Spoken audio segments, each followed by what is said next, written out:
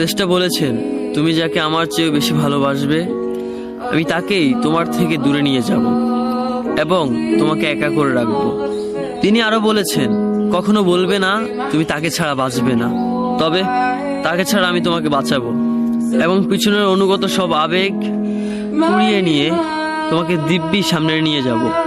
তুমি কি দেখো না, ঋতুরা বদলে থাকে, ছায়া দেয় যে গাছটা শুকিয়ে গেছে। তোমাদের ধৈর্য হারিয়ে যায়, কিন্তু তোমার শ্রেষ্ঠা ধৈর্যশীল এবং পরম দয়ালু। সেই ঝরে যাওয়া পাতার ঢাল থেকে আবারও সবুজ পাতা গজায়। তুমি দেখো না তোমার শ্রেষ্ঠার নিদর্শন, যে মানুষটাকে তুমি নিজের অংশ ভাবতে সেই মানুষটাও একদিন অচেনা হয়ে যায়, তোমার মন ভেঙে যায়। এমনকি তোমার বিশ্বস্ত বন্ধুরাও স্বার্থ পুড়িয়ে যাওয়ার পর বিশ্বাসঘাতকে পরিণত হয়। তুমি কি তা দেখো না?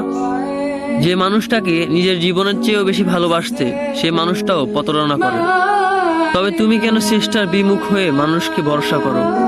অদ্ভুত এই পৃথিবীতে যখন তুমি ভাবো এটা হবে না কখনোই, কিন্তু কিছুক্ষণ পর সেটাই হয়। সেটাই হবার নয় কি? তুমি বলো আমি পড়বো না, অথচ তুমি পড়ো। তুমি বলো আমি বিরক্ত হব না, অথচ রোজ তুমি বিরক্ত হও।